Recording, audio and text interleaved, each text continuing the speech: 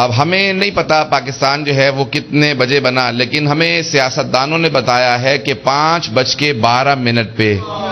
جب وقت لکھا گیا تو 5:12 تھے، 14 تاریخ تھی،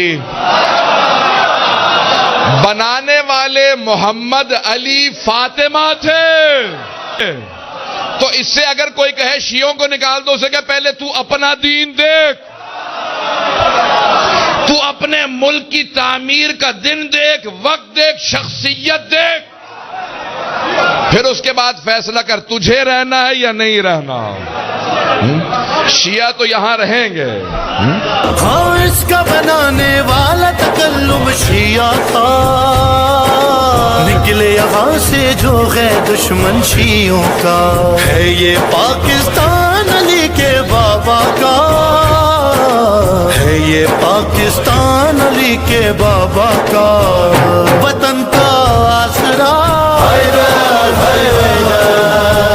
محمد کی دعا